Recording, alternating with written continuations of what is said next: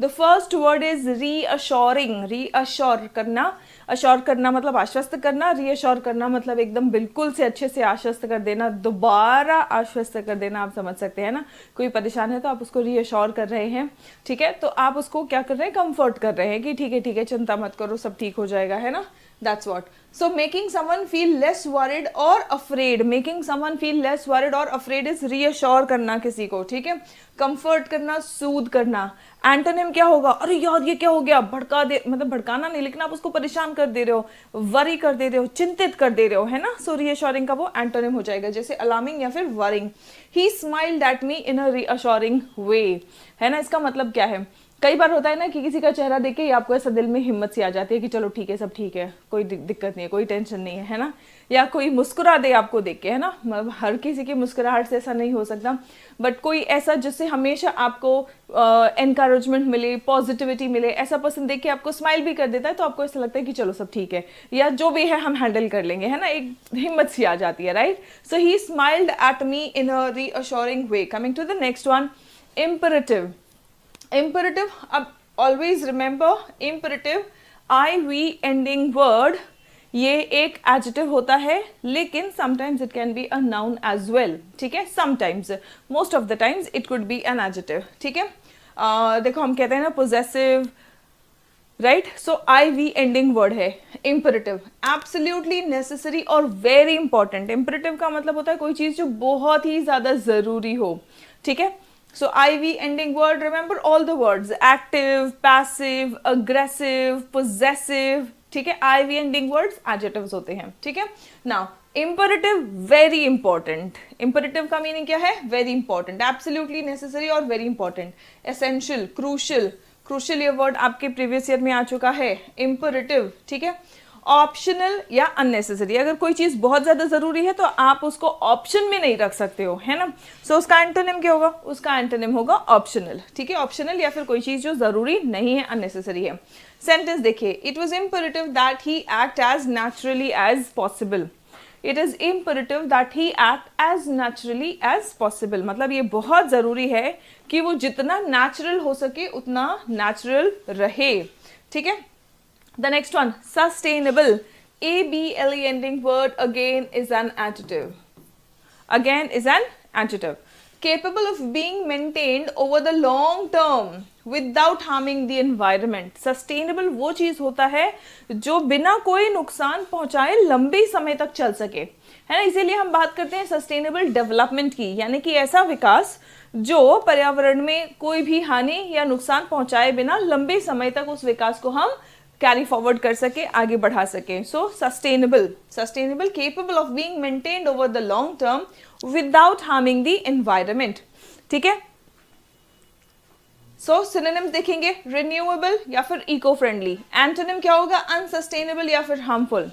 The company is committed to sustainable packaging to reduce plastic waste, यानी कि company जो है वो कमिटेड है, यानी कि उन्होंने क्या कर रखा है, उन्होंने अपने आप को समर्पित कर रखा है किसी एक लक्ष्य के लिए, है ना, कमिटेड है। कमिटेड क्या है वो लक्ष्य, कि भाई हम जो पैकिंग करेंगे ना वो सस्टेनेबल होगा, यानी कि प्लास्टिक नहीं यूज करेंगे, यानी कि हमारे जो पैकेजिंग मटेरियल होंगे वो पर्यावरण को कोई नुकसान नहीं पहुंचाएंगे। Look at the sentence again, the company is committed to sustainable packaging to reduce plastic waste, ठीक है।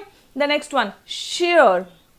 श्योर मतलब क्लियर, कंप्लीटली क्लीन, ठीक है, sure. Now transparent, translucent, antonym क्या होगा, ऑब्वियसली ट्रांसपेरेंट का एंटोनिम होगा ओपेक। नेब्यूलस, दोनों वर्ड्स आपके एग्जाम में आ चुके हैं। ओपेक मतलब जहां पे आर पर आप कुछ नहीं देख पा रहे, जैसे wood, plastic, paper, these are opaque. Glass is transparent. Translucent हम उसे कहते हैं जो जहां पे 100% विजिबिलिटी नहीं है लेकिन थोड़ी बहुत विजिबिलिटी है, ठीक है। There was a sheer drop just outside my window, है ना। सो कैसा ड्रॉप था, sheer drop just outside my window, इसका मतलब पानी का ऐसा बूंद था जो बिल्कुल क्लियर था, ठीक है। नाउ entail, entail क्या है, entail is a verb, entail is a verb to make something necessary। entail करना मतलब कोई चीज जरूरी बनाना, या फिर किसी चीज को इन्वॉल्व करना, टू इन्वॉल्व समथिंग और to make something necessary. Involve, include, encompass. Antonym क्या होगा? प्रिवेंट करना, एक्सक्लूड करना, लीव करना। The job sounds interesting but I am not sure what it entails, यानी कि जॉब इंटरेस्टिंग तो लग रहा है लेकिन इसमें क्या होगा आगे, क्या चीज आगे आएगी उसके बारे में मैं श्योर नहीं हूं। ठीक है, the next one, affluence. Remember एक वर्ड है अफ्लुएंट, ठीक है, ये आपके प्रीवियस ईयर एग्जाम में आ चुका है। अफ्लुएंट का मतलब होता है rich, it is an adjective, affluent, ठीक है, रिच। लेकिन एफ्लुएंट का मतलब होता है waste fluids, this is a noun, ठीक है। एफ्लुएंट का मतलब होता है waste fluids and it is a noun. Now waste fluids और pollution discharge into the environment, उसको हम कहते हैं एफ्लुएंस। वेस्ट और pollutants, purity and cleanliness will be the antonyms, ठीक है। Radioactive material was mixed in the effluent, यानी कि जो किसी कंपनी या फैक्ट्री में से जो वेस्ट मटेरियल निकल रहा था उसमें से रेडियो एक्टिव एलिमेंट्स पाए गए हैं। वाटर्ड डाउन, वाटर्ड डाउन का मतलब क्या होता है? उसको कम कर देना, किसी चीज की तीव्रता या किसी चीज के पावर को कम कर देना, किसी चीज के असर को कम कर देना, वाटर्ड डाउन, है ना। Made less extreme than it originally was, मतलब मूल रूप में जो भी उसका प्रभाव था उससे कम उसको कर देना, उसको हम कहते हैं वाटर्ड डाउन, ठीक है। थिन कर देना, कमजोर कर देना। एंटोनिम क्या होगा? Strong, fortified. Fortify is a word which has been repeated multiple times in your competitive examinations. कई सारे competitive examinations में fortify है ना, fortify is a verb।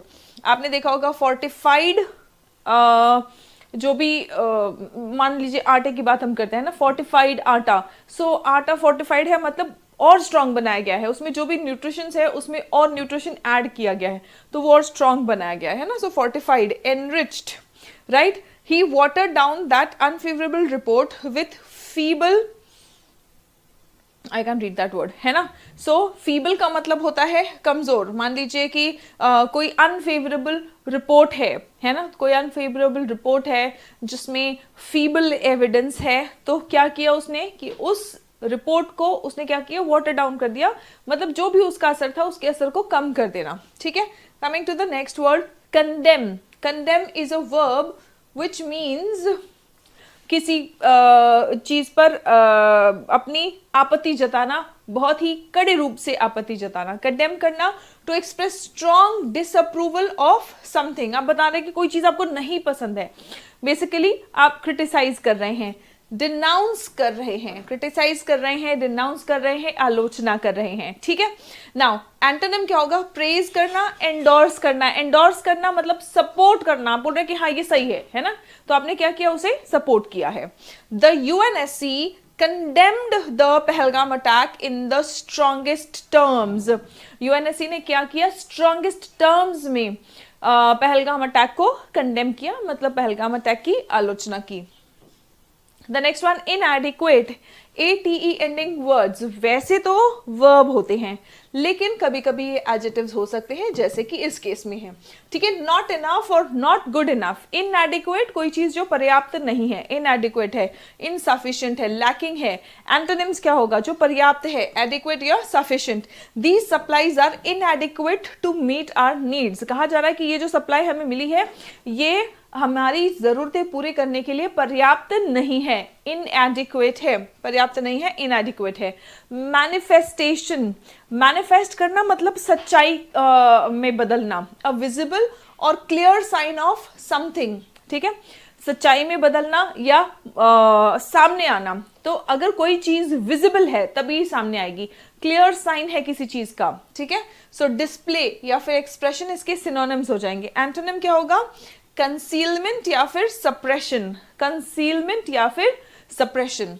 Now terrorism in all its forms and manifestations is a global threat। क्या कहा जा रहा है कि टेररिज्म, जितने भी तरह का टेररिज्म है, सिर्फ गोला बारूद नहीं, अगर टेररिज्म इस तरीके से है कि मानसिक रूप से भय फैला रहा है, आतंक फैला रहा है, आतंकवाद हर फॉर्म में कैसा है, and manifestations, all it's forms and manifestations, जिस तरीके से हमारे सामने है, हर वो तरीका आतंक फैलाने का, आतंकवाद का हर तरीका क्या है? एक ग्लोबल थ्रेट है। क्या है ये? एक ग्लोबल थ्रेट है।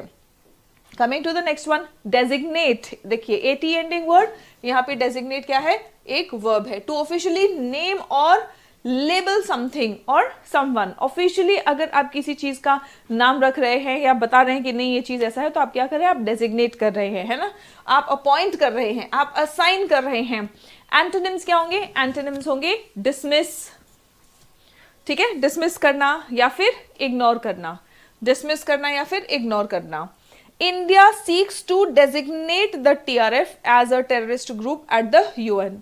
इंडिया सीक्स टू मतलब इंडिया कोशिश कर रहा है, चाहता है टीआरएफ को एक टेररिस्ट ग्रुप के रूप में यूएन में इसको डेजिग्नेट किया जाए, या इसका नाम वहां पे हम कह रहे हैं ना टू ऑफिशियली नेम, मतलब यूएस चाहता है कि यूएन में ऑफिशियली टीआरएस को एक टेररिस्ट ग्रुप का नाम दिया जाए, right. The next one, abhorrent. Abhor करना ये एक वर्ब है, ठीक है। अबहॉर मतलब हेट करना, डिसलाइक करना, ठीक है, हेट करना या फिर डिसलाइक करना। अबहॉर तो वर्ब है, ठीक है, लेकिन अबहॉरेंट क्या बन गया, ये पूरा का पूरा बन गया है एक एडजेक्टिव। अबहॉरेंट बन गया है एडजेक्टिव, मतलब एक्सट्रीमली हेटफुल।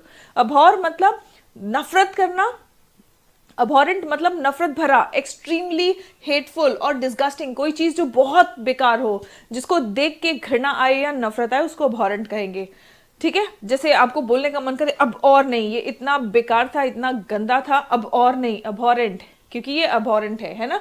डिटेस्टेबल, डिटेस्टेबल मतलब आप उसको मतलब डिटेस्ट करेंगे, मतलब डिसलाइक करेंगे, ऐसा है कि ये किसी को पसंद नहीं आएगा, है ना।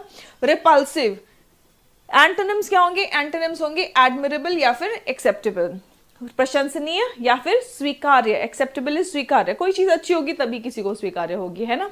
Then racism of any kind is abhorrent to me. Racism किसी भी फॉर्म में हो तो ये मुझे बहुत ही बेकार लगता है, इट इज अबहॉरेंट टू मी, मतलब मुझे रेसिज्म किसी भी फॉर्म में अच्छा नहीं लगता। Envoy, envoy is what, a representative from one government और पॉलिटिकल ग्रुप टू अनदर, ठीक है।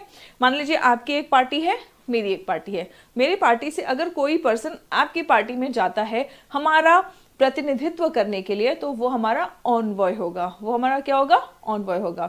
सिमिलरली अगर आप एक सरकार हैं और मैं एक सरकार हूं, और मेरी सरकार में से कोई पर्सन हमारी सरकार का प्रतिनिधित्व करने के लिए, रिप्रेजेंट करने के लिए आपके पास जाता है, तो वो हमारा ऑनवॉय होगा, राइट। सो ऑनवॉय डेलीगेट या फिर एमिसरी भी कहा जा सकता है, ठीक है।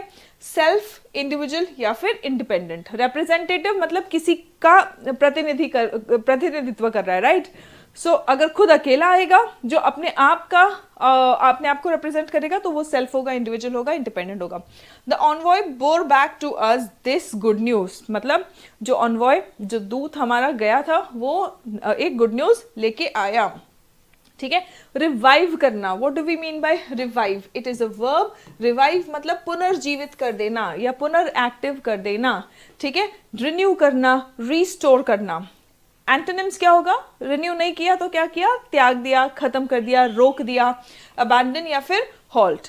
India may revive its plan to push the global terrorism convention. India अपना प्लान पुनर्जीवित कर सकता है या वापस ले आ सकता है। कौन सा plan, to push global terrorism convention, है ना। कोई कन्वेंशन पुश करना है, लेके आना है, और वो कन्वेंशन क्या होगा, ग्लोबल टेररिज्म, मतलब ग्लोबली विश्व के रूप में या उस लेवल पर टेररिज्म को फाइट करना, ठीक है। Diplomatic, IC ending word, diplomatic क्या है, एडजेक्टिव होगा। Relating to international relations and negotiation, ठीक है। इंटरनेशनल रिलेशंस या नेगोशिएशन से संबंधित जो चीज होता है हम उसको डिप्लोमैटिक कहते हैं, ठीक है। जो भी बातचीत अगर इंटरनेशनल लेवल पर हो रही है ना, तो हम उसको क्या कहेंगे, हम उसको डिप्लोमैटिक कहेंगे। पॉलिटिकल है, टैक्टफुल है ना, इंटरनेशनल लेवल पे करते हैं तो भाई बातचीत करना पड़ेगा, तरीके से बातचीत करना पड़ेगा, ये सारी डिप्लोमैटिक चीजें होती है ना, हम कहते हैं ना डिप्लोमेसी, राइट।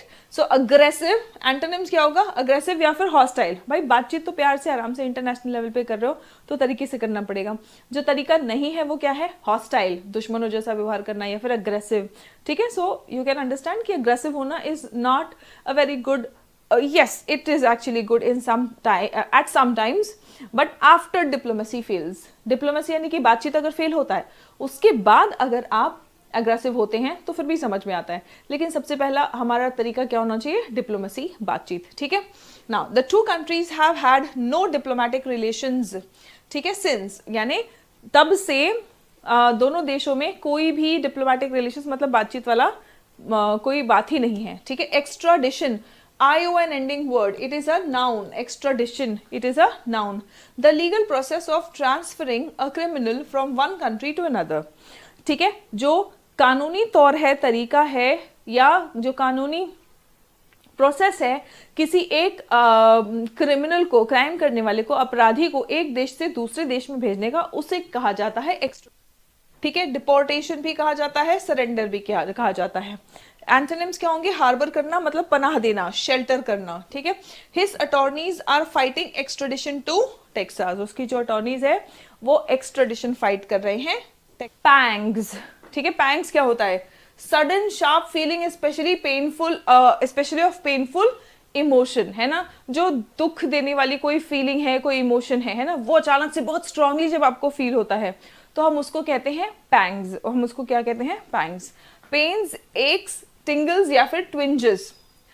एंटोनिम क्या होगा? पेन का एंटोनिम होगा कंफर्ट, ईज या फिर aid. She felt a sudden pang of guilt. Guilt मतलब आप कुछ गलत किए हो या गलत आपको लगता है कि आपने कुछ गलत कर दिया है ना, और वो पछतावा, जो पछतावा आपको फील होता है, तो अचानक से बहुत ज्यादा किसी चीज के ऊपर पछतावा, तो बहुत दुख होता है, बहुत बुरा लगता है ना। तो वो जो अचानक से सडनली और बहुत तेज फील होने वाला फीलिंग है उसको हम कहते हैं पैंग्स, ठीक है। So she felt a sudden pang of guilt, she felt a sudden pang of guilt. The next one is intervention. Next word क्या है? Intervention. Intentional action to change a situation. Intentional मतलब जानबूझ के, पूरी सोच समझ से अगर हम कोई बदलाव लाने के लिए कोई एक्शन लेते हैं तो उसे हम कहते हैं इंटरवेंशन। ION एंडिंग वर्ड है, नाउन है। Mediation, interference, intercession. Non intervention या फिर अवॉइडेंस। आप या तो फिर कोई सिचुएशन को बिल्कुल इग्नोर कर देते हो कि छोड़ो, हमें क्या करना, जो होना हो, है ना। अदरवाइज आप सोचते हैं कि नहीं, हमें एक्शन लेना चाहिए और हमें बदलाव लाना चाहिए, तो वो इंटरवेंशन होगा, ठीक है। हर friends decided it was time for an intervention. उसके दोस्तों ने डिसाइड किया कि अब हमें एक्शन लेने का टाइम आ गया है, अब हमें इंटरफेयर करना पड़ेगा और एक एक्शन लेना पड़ेगा। Intentional action to change a situation, कोई सिचुएशन बदलने के लिए कोई इंटेंशनल एक्शन लिया जाता है तो हम उसे इंटरवेंशन कहेंगे। Turbulence, ENCE ending word. Turbulence का मतलब क्या होता है? State of confusion without any order, जहां पे बहुत डिसऑर्डर है, बहुत ज्यादा कंफ्यूजन है, हम उसको कहेंगे टर्ब्यूलेंस। हम उसको क्या कहते हैं? टर्ब्यूलेंस। टर्ब्यूलेंस फ्लाइट्स में भी होता है। जब फ्लाइट में टर्ब्यूलेंस होता है तो उसका मतलब होता है जब वेदर में स्टॉर्म है, बहुत तेज हवा चल रही है, डस्ट स्टॉर्म्स वगैरह है, कुछ दिखाई नहीं दे रहा है ना, एंड फ्लाइट कंट्रोल करना थोड़ा मुश्किल हो रहा है, तभी अगर आपने फ्लाइट में ट्रैवल किया है और कभी ऐसा टर्ब्यूलेंस आपने महसूस किया तो आपने देखा होगा फ्लाइट बहुत ज़्यादा मूव भी करती है ना, बहुत ज़्यादा लोग डर भी जाते हैं, पैनिक हो जाते हैं। तो फ्लाइट में जो केयर टेकर्स होते हैं वो सभी क्या कहते हैं, और पायलट भी अनाउंस करते हैं, कहते हैं कि टर्ब्यूलेंस है, लेकिन आप परेशान मत होइए, शांति बनाए रखिए और अपने अपनी सीट बेल्ट बांधे रखिए, है ना। टर्ब्यूलेंस वो फ्लाइट के टर्म्स में होता है जहाँ पे एटमॉस्फेरिक डिस्टर्बेंस होता है, ठीक है। वैसे टर्ब्यूलेंस का मतलब होता है अ स्टेट ऑफ कंफ्यूजन और डिसऑर्डर। अपहीवल, स्ट्राइफ या फिर टर्मोइल। पीस एंड ईज इसके एंटोनिम्स हो जाएंगे, क्योंकि शांति है, आराम है सबके लिए। There are signs of turbulence ahead for the economy. Economy यानी अर्थव्यवस्था के लिए आगे आने वाले समय थोड़े से डिसऑर्डर वाले, कंफ्यूजन वाले, अस्त व्यस्त होने वाले साइंस दिख रहे हैं, इंडिकेशंस दिख रहे हैं, ठीक है। There are signs of turbulence ahead for the economy. Tepid, tepid ये एक एडजेक्टिव है। टेपिड का मतलब क्या होता है? लैकिंग एंथुसियाज्म और एनर्जी, वीक। आप ये समझ सकते हैं ढीला ढाला सा, है ना। सो जिसमें कोई जोश नहीं है, कोई एनर्जी नहीं है, तो हम उसको कहेंगे कि वो ढीला सा है, टेपिड है, वीक है, ठीक है। ल्यूक वार्म, डल, ठीक है। एंड एंटोनिम्स क्या होंगे? स्ट्रॉन्ग एंड एंथुजियास्टिक, जोश भरा या strong. My suggestion was given a tepid response, मैंने कोई सजेशन दिया और उसमें ढीला सा रिस्पॉन्स मिला। कैसा रिस्पॉन्स मिला? ढीला सा, टेपिड रिस्पॉन्स। ठीक है, the next one, lagged. Lag करना मतलब क्या होता है? पीछे रह जाना। लैग करना मतलब पीछे रह जाना। देखो हम कई बार कहते हैं ना कंप्यूटर लैग कर रहा है, मेरा फोन हैंग कर रहा है, लैग कर रहा है, मतलब स्लो चल रहा है। स्लो चल रहा है तो पीछे रह जा रहा है। ठीक है, इन प्रोग्रेस और डेवलपमेंट, स्लोड या फिर डिलेड। एंटोनिम्स क्या होंगे? एडवांस्ड या फिर progressed. Several sectors have lagged in growth compared to the previous one. Previous year में कई सेक्टर्स की बात अगर हम करेंगे तो काफी सारे सेक्टर्स लैग किए हैं, मतलब डेवलपमेंट स्लो दिखाए हैं, पीछे रह गए हैं। अपटिक, अपटिक मतलब अ स्मॉल इंक्रीज, इंक्रीज होना, बेसिकली राइज होना। ठीक है, सो आप ग्राफ देखेंगे, ग्राफ ऐसे ऐसे ऐसे चल रहा है और अचानक से थोड़ा सा अगर राइज दिखा है ना, तो हम कहेंगे कि यहाँ पे क्या है? एक स्मॉल राइज है, तो अपटिक है। ठीक है, इंक्रीज या राइज को बेसिकली अपटिक कहेंगे। ठीक है, और इसका एंटोनिम क्या होगा? सीधी बात है, डिप या फिर डिक्रीज। यहाँ पे क्या है? अगर मान ये अपटिक है और ये अपटिक है और ये क्या है? ये डिप है ना। सो अपटिक मतलब इंक्रीज, डिप मतलब decrease. There is no uptick rule in the futures market. Futures market में अपटिक रूल कुछ भी नहीं है। लिंगर करना, लिंगर मतलब मंडराते रहना। ठीक है, टू स्टे समवेयर और do something for longer than usual, मतलब कहीं पर रहना या कुछ करना ज्यादा समय तक। लिंगर, मंडराते रहना। आपने देखा होगा कि स्कूल के बच्चे, अक्सर टीनेज बच्चे स्कूल के बाद क्या करते हैं कि स्कूल की छुट्टी तो हो गई लेकिन फिर भी दोस्तों के साथ में स्कूल के बहाने, एक्स्ट्रा क्लासेस के बहाने मंडराते रहते हैं स्कूल के आसपास, दोस्तों के साथ में मस्ती करते रहते हैं, है ना। Lasting, persisting. एंटोनिम्स इसके क्या होंगे? परसिस्ट करना मतलब टिके रहना। ठीक है, सो एंटोनिम क्या होगा? वेनिंग मतलब धीरे धीरे कमजोर होना या खत्म हो जाना। डाइंग डाउन, डाई डाउन मतलब धीरे धीरे कमजोर हो जाना या खत्म होना। The area is still feeling the lingering effects of the hurricane, मतलब हरिकेन जो आया था उसका अभी भी लिंगरिंग इफेक्ट महसूस हो रहा है उस एरिया में। ठीक है, अब लिंगरिंग इफेक्ट महसूस हो रहा है उस एरिया में मतलब कि हरिकेन जो आया था तो उसका परिणाम अब तक तो खत्म होना चाहिए था, लेकिन अभी भी उसका परिणाम उस एरिया में महसूस हो रहा है। ठीक है, the next one is strain. ये वर्ड तो हमने कोरोना के टाइम पे जरूर देखा था। नया स्ट्रेन ऑफ कोरोना वायरस आ गया है ना, न्यू स्ट्रेन। अब स्ट्रेन वो एज अ नाउन है। ठीक है, अब स्ट्रेन का दूसरा मीनिंग क्या है? स्ट्रेन का दूसरा मीनिंग होता है प्रेशर या फिर स्ट्रेस। ठीक है, ब्रेन में स्ट्रेन हो रहा है मतलब स्ट्रेस हो रहा है, प्रेशर हो रहा है। ठीक है, सो प्रेशर और स्ट्रेस दैट अफेक्ट्स परफॉर्मेंस और वेलबींग। ठीक है, सो स्ट्रेन की आप देखेंगे कि दो मीनिंग्स है, एक तो है प्रेशर, दूसरा है नया टाइप या वेरिएंट या फिर वैरायटी। ठीक है, प्रेशर या बर्डन। एंटोनिम क्या होगा? रिलीफ। प्रेशर का एंटोनिम होगा रिलीफ, कंफर्ट, ईज, पीस। ठीक है, ये सभी कुछ आराम से संबंधित जितने भी वर्ड्स हैं ये सारे इसके एंटोनिम्स में आ जाएंगे। हाई फूड इन्फ्लेशन, खाने की महंगाई। High food inflation has strained rural consumption patterns. तो रूरल कंजम्पशन पैटर्न्स जो है उस पर दबाव पड़ा है, प्रेशर पड़ा है, स्ट्रेन पड़ा है खाने की महंगाई की वजह से। रूरल कंजम्पशन पैटर्न मतलब रूरल एरियाज में जिस तरह से चीजों का कंजम्पशन हो रहा है, यूज हो रहा है। ठीक है, तो वो जो है वो चेंज हुआ है और उस पर प्रेशर पड़ा है। इम्पटस, इम्पटस का मतलब क्या होता है? Driving force.